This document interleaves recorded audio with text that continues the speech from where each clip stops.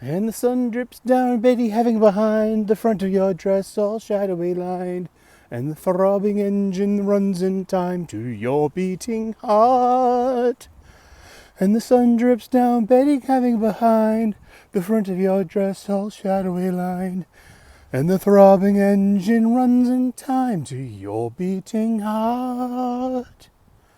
Sing blue silver. That's Duran Duran. Good morning.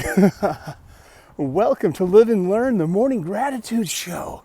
And it's Hump Day, Wednesday, where we advise you to hump this day, lest it may hump you without your consent. I start off my day every day with gratitude. I have reformatted my heart, mind, and soul to extend and receive and process and emit, E-M-I-T, emit gratitude. Seriously, it was a game changer, a lifesaver. And I pay it forward on this very show, on this very channel. So please think about subscribing. If you haven't subscribed yet, click that subscribe button, smash that like button, share, and all of these things, leave a comment. All of these things help the algorithm suggest this little program to someone that might need to hear such words as "you can do this." It's inside of you, waiting to be unlocked. It took gratitude. Gratitude gave me perspective. From perspective, I got a better sense of purpose. And through that sense of purpose, I got a slice of that very elusive peace that's been eluding me pretty much all my life. I wonder which elevator. Okay. Oof, because I'm wondering where's the stairs in case I need them. Oh, boy. So I started off my gratitude list with a format. I call it the patented Sully Foundation method. Patent pending. It started with the foundation 5, grew to 6, grew to 8, grew to 10. Now it's 11. So I don't enumerate it anymore. I just call it the Sully Foundation system. And it starts off like this. I am grateful for my family, my friends, my faith, my freedom, my health, my union job, a good night's sleep, a solid breakfast, the peace that comes from being a single man my age, my sobriety in whatever form that takes today, with its highs and lows, its wins and losses, and its ups and downs, its peaks and valleys. That is the road I am on. And ultimately, I am most grateful for the United States military, all active service members, every veteran out there. Thank you for your service, and especially those who paid the ultimate price and sacrificed their lives in defense of this great nation, our borders, our culture, our way of life. We are still the best country in the world and in all of history. That's why people, by hook or by crook, try to get in here and be part of this, for this way of life, for this standard of life, for yourselves and your posterity, to ordained and established in this Constitution of the United States of America. We're going to talk about Charlie Kirk a little bit more. It's Wednesday, hump day, middle of the week. Charlie Kirk was murdered a week ago.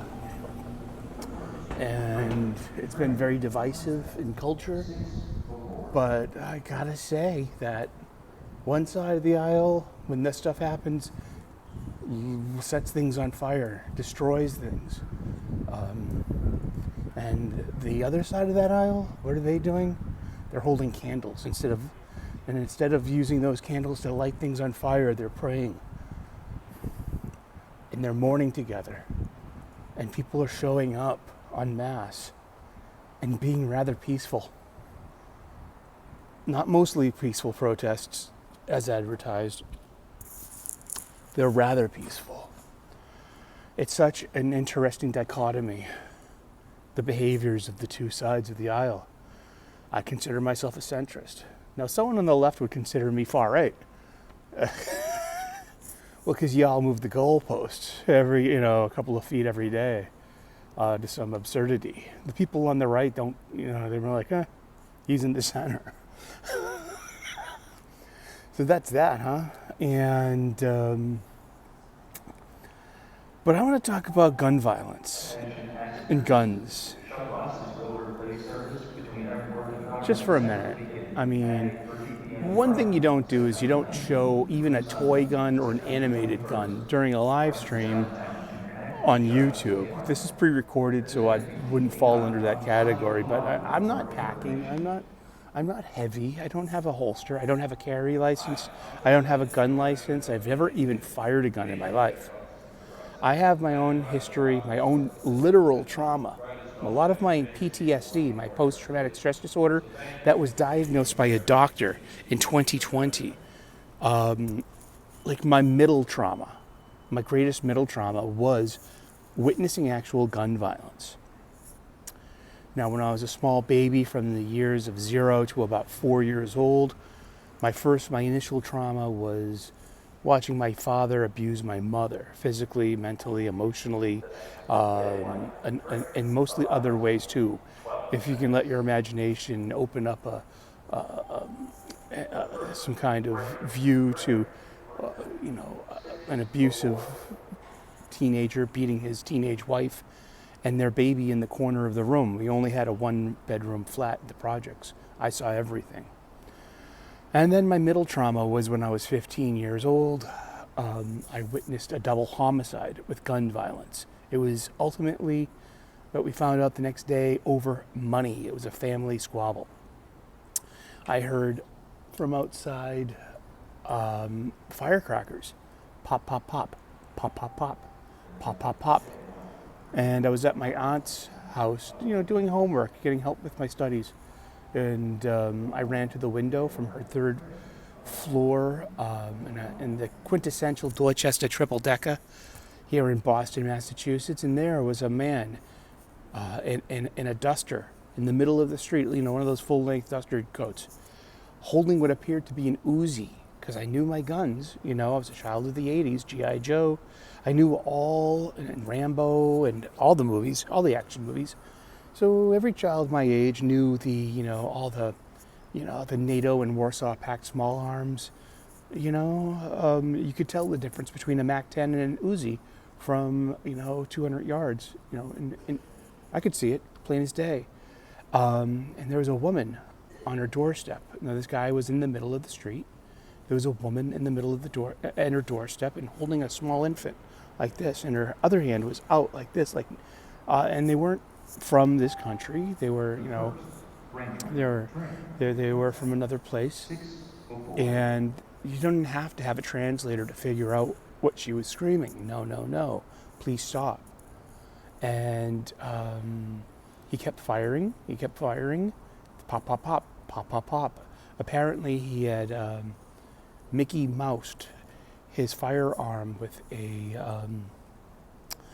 spring from an Epilady, which was a hair removal device that used this long spring, and he fashioned his single-shot firearm into a semi-automatic. And so the woman stopped screaming. He goes further up the street, out of sight, out of the frame of the window, comes back into view and is reloading. And the baby keeps crying, the woman's no longer moving. And then he opens fire again, pop, pop, pop, pop, pop, pop, and the baby stops crying. And I saw a woman and her infant get murdered with a gun.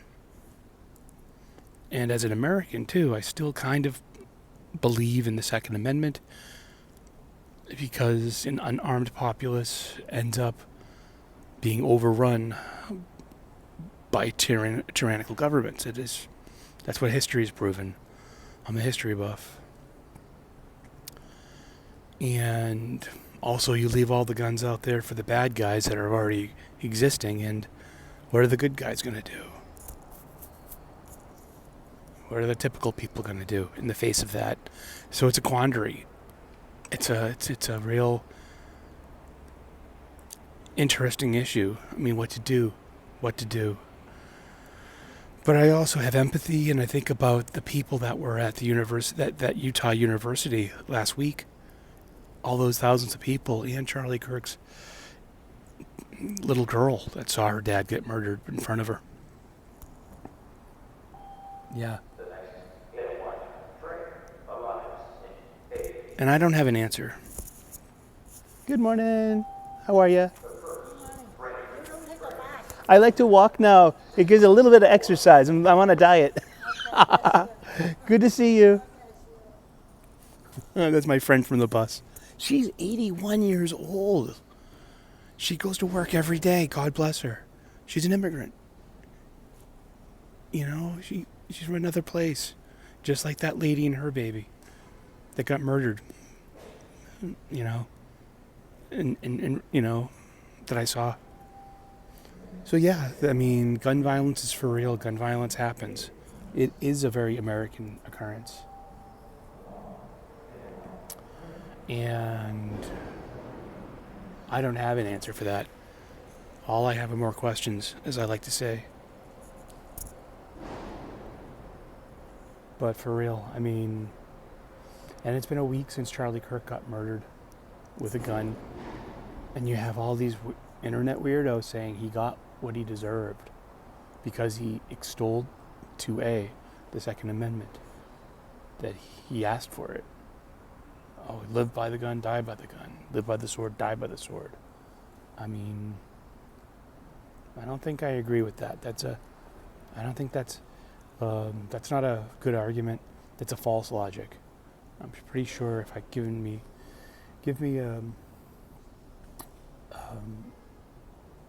what is that called? I used to know. I know all of these logical fallacies from Carl Sagan. Post hoc. It's like putting the cart in front of the horse. It's like the conclusion happened because you're putting I can figure it out. But it's out there. That's a logical fallacy, and it's an irrational, and it's like, how is that supposed to be leverage? Excuse me, I'm trying to run a TV show here. Thank you. But yeah, and all of those people out there that were there that day,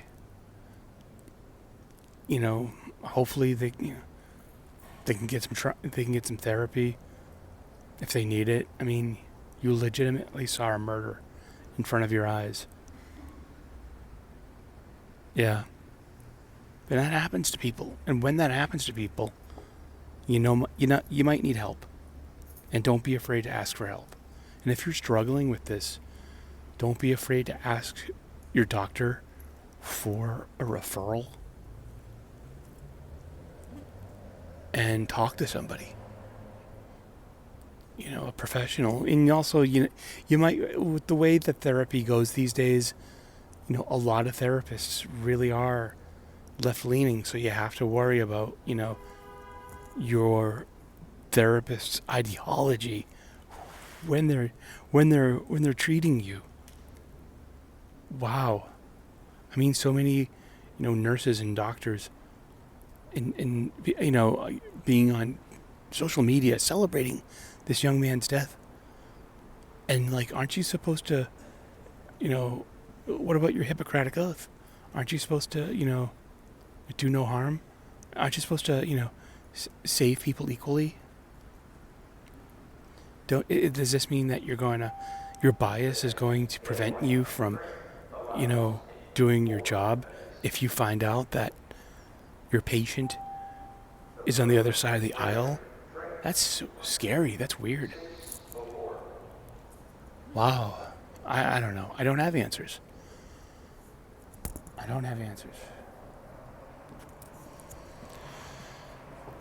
But yeah. And it's been a week. Usually, a lot of these things happen and people do forget about it in a day or two or three because that's the nature of internet outrage. And this transcends internet outrage. I mean, there was a school shooting that same day. And nobody's really talking about that. There was a school shooting a couple of weeks ago. That's already been memory hold. Was it because of the identity of the assailant? That's scary too.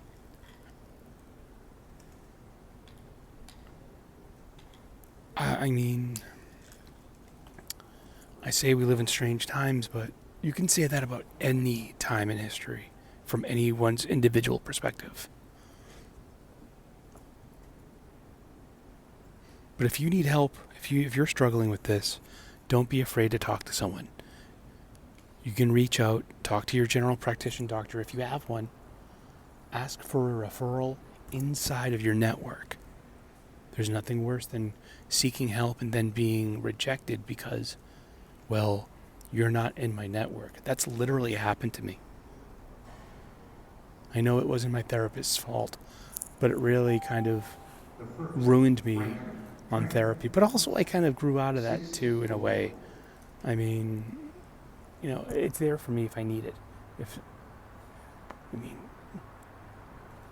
Therapy's like is any other doctor. I mean, you don't walk around with a cast on your arm long after your bone has been healed. But you're supposed to keep on going to your therapist and keep on talking.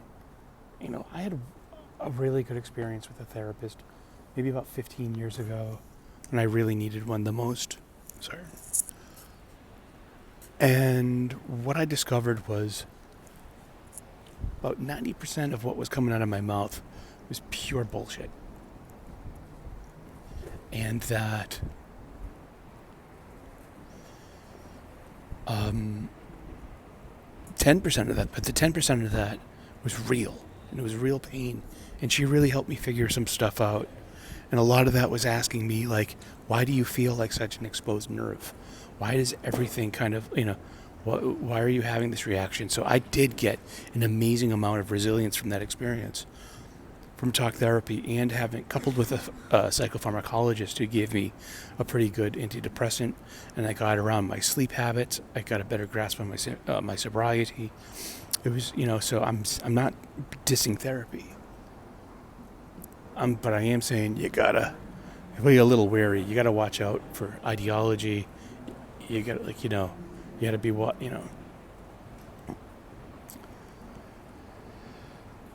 I don't have answers, but what I do have, I have to go to work, and the train is coming. It's rolling around that bend, and it's time to wrap up the show. So happy Wednesday. Remember, this is hump day, so you got to hump this day, lest it may hump you without your consent. So get humping. Have a great day. Have a great week. We'll see you again on Friday with Apolitically Incorrect Friday. Here comes the train. Our favorite part of the day. Awesome. Well, God bless. Namaste. Good luck. And if you haven't already, if you're new to the channel, subscribe. We're a small growing channel. We need your support. We talk about hockey. We talk about cooking. And lots of other things. Okay, God bless. Namaste. Good luck. And we will see you with more videos. Bye-bye.